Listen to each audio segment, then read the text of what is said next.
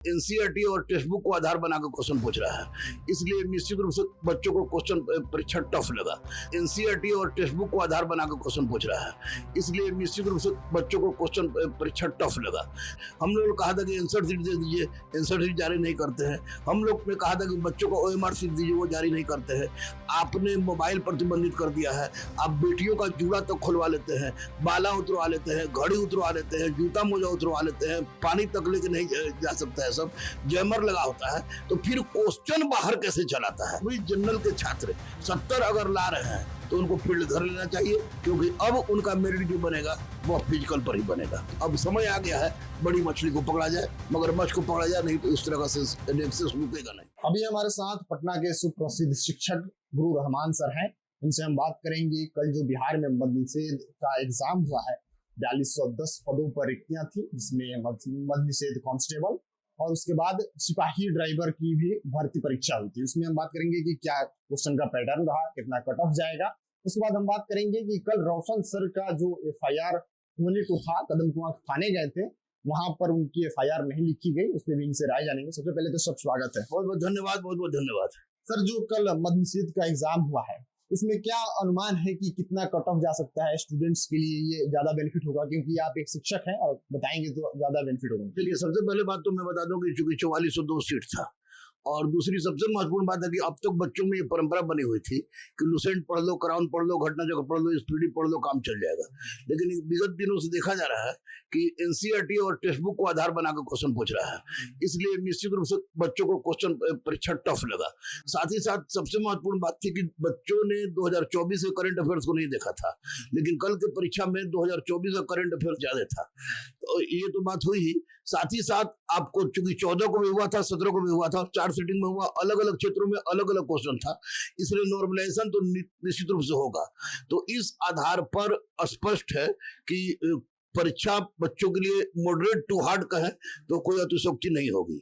सबसे बड़ी बात जो महत्वपूर्ण प्रश्न उठता है वो सिपाही भर्ती बोर्ड और दरोगा भर्ती बोर्ड दोनों पर उठता है कि उनसे हम लोग बार बार कहते हैं, आज से नहीं 17 से कह रहे हैं, यानी कि आपको 2017 से ही कह रहे हैं, 16 में कानून है। हम लोगों ने कहा था कि आप क्वेश्चन दे दीजिए, क्वेश्चन वो देते नहीं है।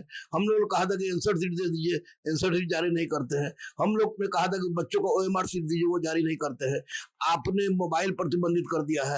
आप बेटियों का जूड़ा तक खुलवा लेते हैं, बाला उतरवा लेते हैं, घड़ी उतरवा लेते हैं, जूता मोजा उतरवा लेते हैं, पानी तक लेके नहीं जा सकता है, सब जैमर लगा होता है। तो फिर क्वेश्चन बाहर कैसे चलाता है? ये बहुत बड़ा यक्ष प्रश्न है। अगर सिपाही भर्ती बोर्ड और दरोगा भर्ती बोर्ड के अध्यक्ष या सचिव गंगा में खड़ा होकर भी बोलेंगे, इस अवस्था में जब क्वेश्चन बाहर आता है तो लोगों को विश्वास नहीं होगा। हालांकि ईमानदार है अध्यक्ष, दोनों के अध्यक्ष मैं जानता हूं, लेकिन कहीं ना कहीं से ये क्वेश्चन बाहर चलाता है, चाहे स्कूल हो या कॉलेज से, उस नेक्सस को पकड़ना जरूरी है। इस बार जो पेपर हुआ है उसका भी एग्जाम का क्वेश्चन पेपर पहले बाहर आ चुका था। बिल्कुल, पहले आया कि बाद में आया तो आर्थिक अपराधिकारी चेक करेगा, लेकिन क्वेश्चन जब आना ही नहीं है तो फिर पहले आएगा बाद में कैसे आएगा? क्वेश्चन पेपर आप पब्लिकली डाल ही नहीं रहे तो फिर आगे से कैसे? ये गलत बात है, इसको सोचना चाहिए इस पर।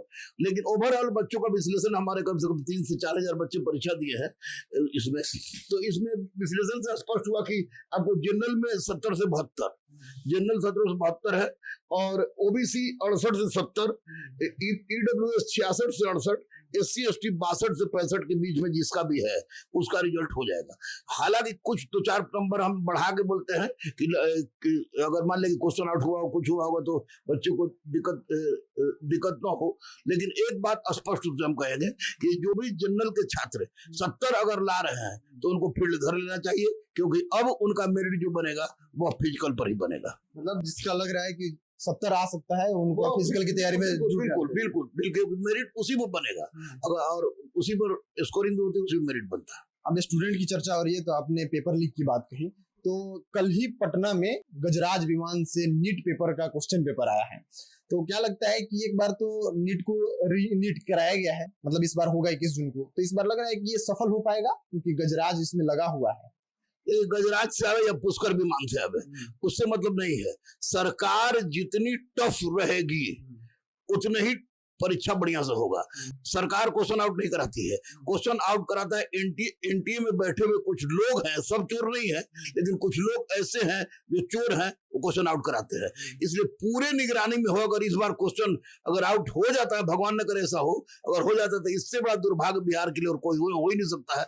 लेकिन मुझे लग रहा है कि बिहार में तो सम्राट ऐसा नहीं होने देंगे। पूरे केंद्र स्तर पर भी हम लोग उम्मीद कर रहे हैं माननीय मोदी जी से ऐसा ना हो, क्योंकि बिहार की छवि बर्बाद हो रही है। अच्छा सर, सवाल ये भी उठ रहा है कि जब सम्राट की सरकार इतनी चौकन्ने है तो फिर ये पेपर लीक होता कैसे है?